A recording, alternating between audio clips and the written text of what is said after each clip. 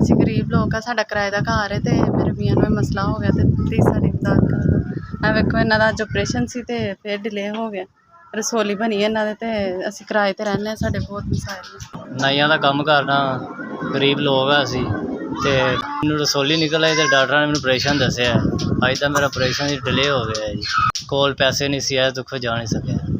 ਮਾੜੇ ਲੋਕ ਹਾਂ ਅਸੀਂ, ਸਾਡਾ ਆਪਰੇਸ਼ਨ ਹੋਏ, ਅਸੀਂ ਤੁਹਾਡੇ ਵਾਸਤੇ ਬਹੁਤ ਦੁਆ ਕਰਾਂਗੇ। ਅੱਲਾਹ ਤਾਲਾ ਤੁਹਾਡੀ ਰੋਜ਼ੀ 'ਚ ਬਰਕਤ ਪਾਵੇ। ਮੇਰਾ ਆਪਰੇਸ਼ਨ ਹੋ ਜਾਏ, ਮੈਂ ਰੋਟੀ ਕਮਾਉਣ ਜੋਗਾ ਹੋਇਆ। ਘਰ ਦੇ ਖਰਚੇ ਬਹੁਤ ਜ਼ਿਆਦਾ ਹੈਗੇ ਨੇ। ਤੁਹਾਡੀ ਬੜੀ ਮਿਹਰਬਾਨੀ। ਜਦੋਂ ਮੈਂ ਸਹੀ ਹੋ ਜਾਵਾਂਗਾ, ਮੈਂ ਆਪਣਾ ਕਾਰੋਬਾਰ ਮਾਸ਼ਾਅੱਲਾ ਠੀਕ ਠਾਕ ਹੋ ਜਾਵਾਂਗੇ। ਮੇਰੇ ਤੁਹਾਡੇ ਲਈ ਬਹੁਤ ਜ਼ਿਆਦਾ ਦੁਆ ਕਰਾਂਗੇ।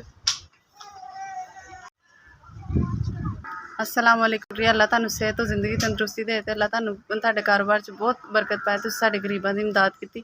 ਅੱਲਾਹ ਤੁਹਾਨੂੰ ਲੰਬੀ ਜ਼ਿੰਦਗੀ ਅਤਾ ਕਰੇ। ਤੁਹਾਡੇ ਘਰ ਵਾਲਿਆਂ ਨੂੰ ਬਹੁਤ ਬਹੁਤ ਸਿਹਤ ਤੇ ਤੰਦਰੁਸਤੀ ਵਾਲੀ ਤੁਹਾਡੇ ਕਾਰੋਬਾਰ 'ਚ ਹੋਰ ਬਰਕਤ ਪਾਏ। ਅੱਲਾਹ ਤਾਲਾ ਤੁਹਾਨੂੰ। ਮੈਂ ਮਾੜਾ ਬੰਦਾ, ਤੁਸੀਂ ਮੇਰੇ 'ਤੇ ਭਲਾ ਕੀਤਾ। ਅੱਲਾਹ ਤੁਹਾਡੇ ਕਾਰੋਬਾਰ 'ਚ ਹੋਰ ਬਰਕਤ ਪਾਏ ਔਰ ਤੁਹਾਡੇ ਬੱਚਿਆਂ ਨੂੰ ਵੀ ਸਿਹਤ ਵਾਲੀ ਤੰਦਰੁਸਤੀ ਦੇਵੇ, ਜ਼ਿੰਦਗੀ ਦੇਵੇ। ਤੁਹਾਡੇ ਕਾਰੋਬਾਰ 'ਚ ਹੋਰ ਇਜ਼ਾਫਾ ਹੋਵੇ। ਅੱਲਾਹ ਕਰੇ ਤੁਸੀਂ ਹੋਰ ਗਰੀਬਾਂ ਬੰਦਿਆਂ ਦੀ ਮਦਦ ਕਰੋ ਇੰਸ਼ਾਅੱਲਾ।